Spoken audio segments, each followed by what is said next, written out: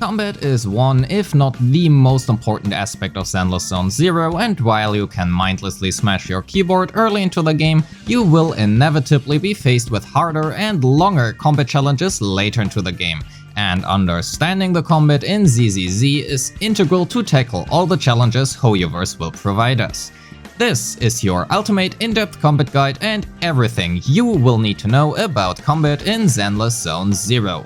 We will cover agents and their stats, types and specialities, energy, specials and EX specials, decibel and ultimates, heavy attacks, daze and stun, chain attacks, assists and assist follow-ups, dash attacks and dodge counters, core skills and attribute anomalies. Welcome, I am Rivenous and let's get started.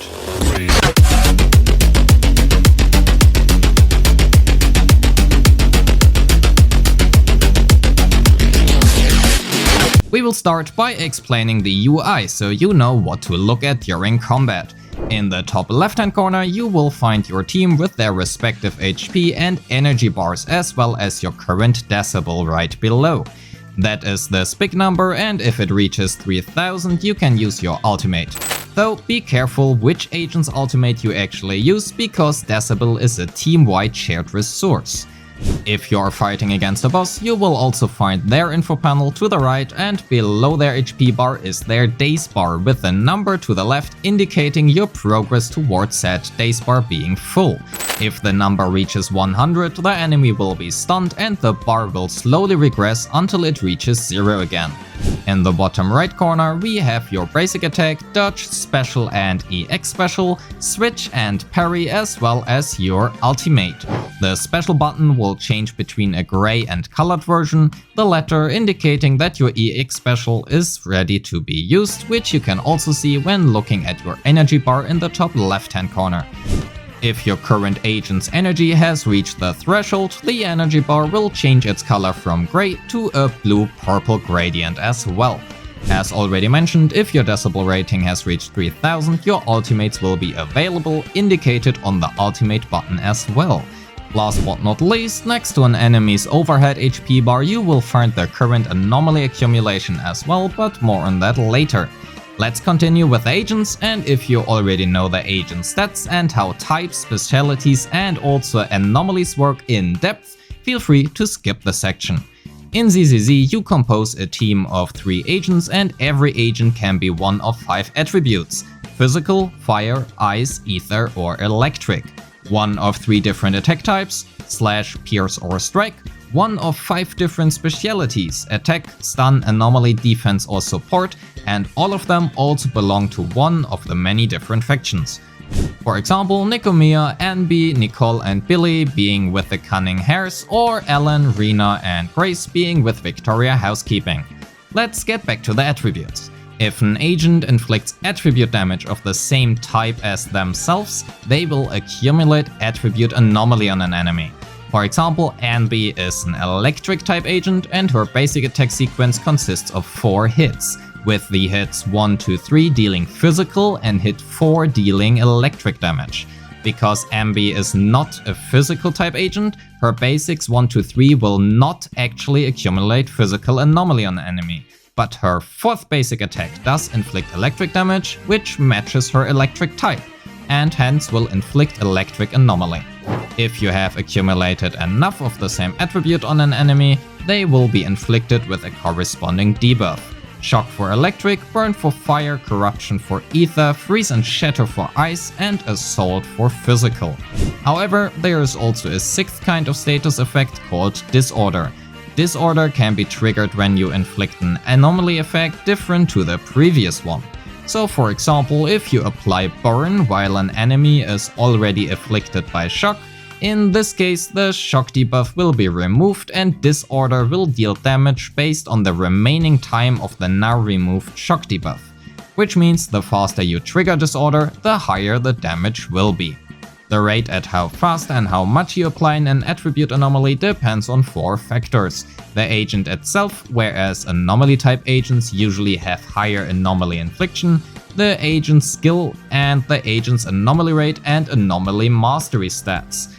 The damage of any attribute anomaly effect, for example shock, depends on the attack of the agent who triggers the anomaly, as well as a stat called anomaly proficiency.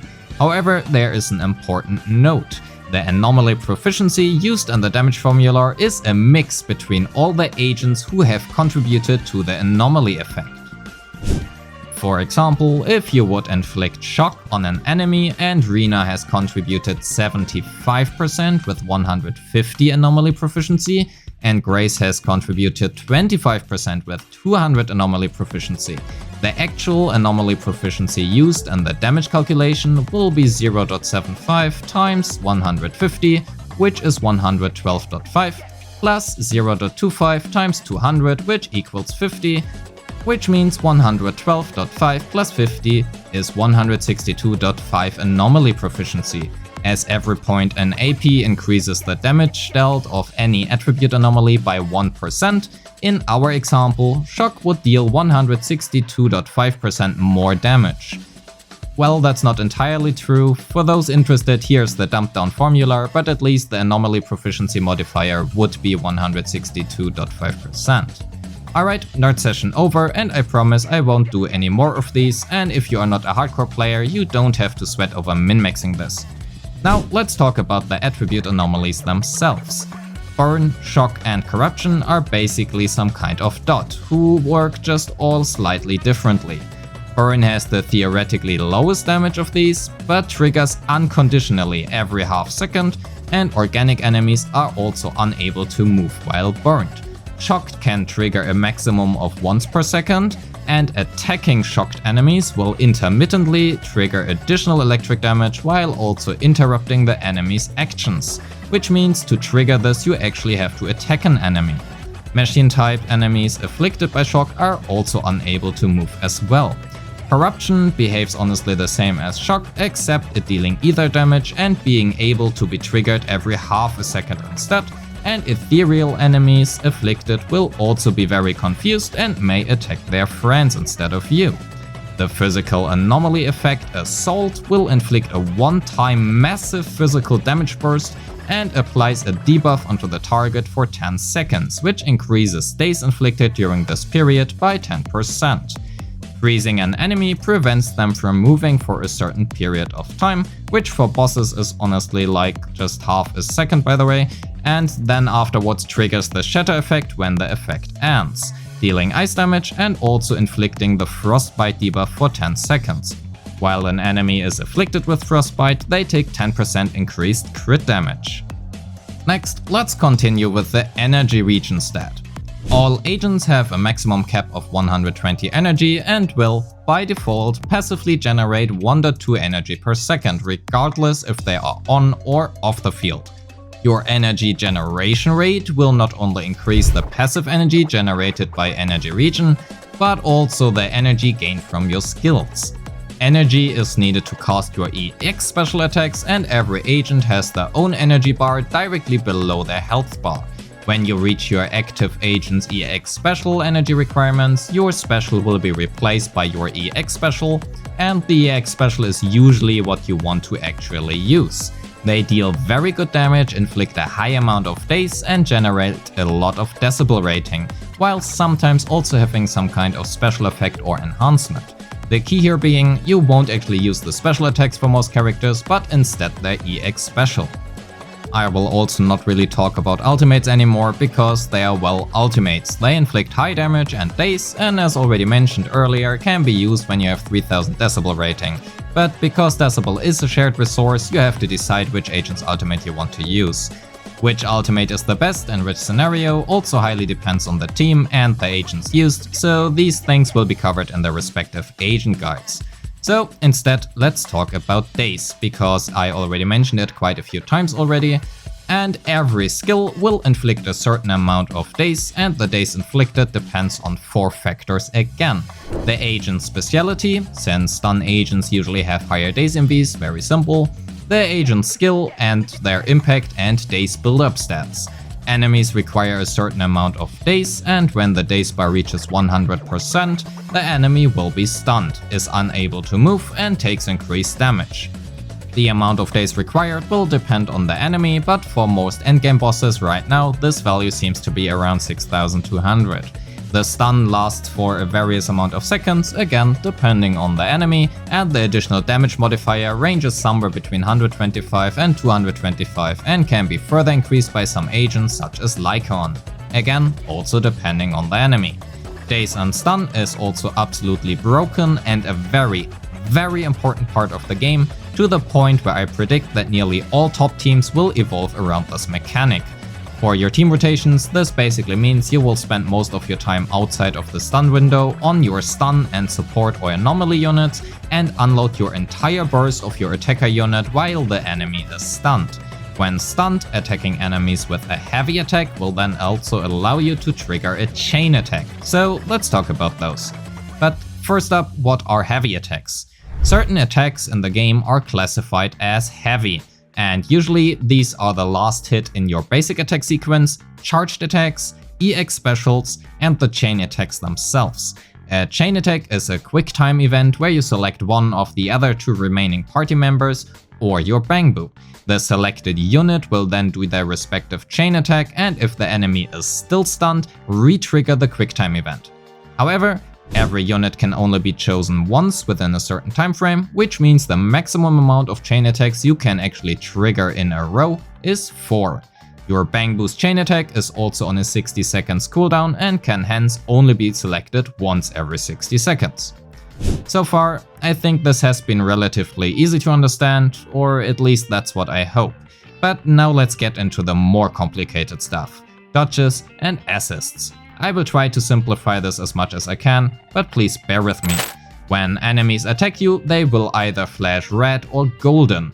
If an enemy flashes red, that means you cannot parry it and instead you have to dodge. You can either do so by pressing, well, the dodge button or by hitting the switch button, in which case the next agent will enter the field and automatically dodge the attack.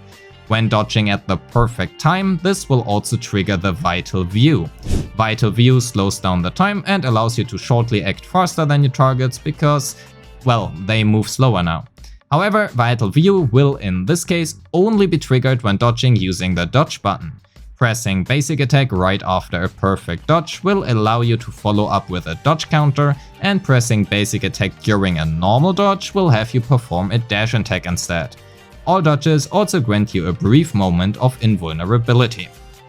In any case, back to the flashes. If an enemy attack flashes golden, that is your sign that you can parry said attack. This is done by pressing the switch button, and the incoming agent will perform a perfect assist, and depending on the type of unit, they will either use their defensive assist in the case of melee units or the evasive assist in the case of ranged units. Defense assists do actually not deal damage, but inflict a good amount of daze and parry the attack. Evasive assists will instead dodge the attack and trigger Vital View. Both types of assists can directly be followed up by using basic attack and will have the unit perform their assist follow-up. If you miss the timing on the switch and get hit instead, pressing the switch button again will now allow the next incoming unit to perform a reactive assist instead. Perfect assists, so defensive and evasive assists, will require and consume a perfect assist charge. Actually, that is only partially true. The actual amount of points consumed from defensive assists depends on the unit itself and their parry strength, and if the parried unit attack was a light or a heavy attack. Light attacks will only consume 1 point and heavy attacks 2 points. Karin, Anton, Ben, Sokaku and Lycaon, for example, all have exceptional parry strength and will always only consume 1 point, regardless if the parried attack was a light or a heavy attack. You can also hold up to 6 perfect assist charges at once, and those are indicated around the switch button in the bottom right corner. If you attempt to perform a perfect assist without any charges, the incoming unit will simply dodge the attack. Triggering a chain attack will allow you to regain 1 perfect assist charge. Lastly, all your units have basic attacks, and depending on the unit, they might have a unique feature. But because that is also again very unit specific, there is not much to talk about in this guide. So instead, let's continue with the core skills. Every agent also has a core skill, and said core skills consists of one passive as well as an additional ability. While the passive is always, well, passively active, that is a weird wording, but oh well, you get what I mean. The additional ability requires you to build your team around it, as it requires you to have 2 agents of the same attribute or faction in the party.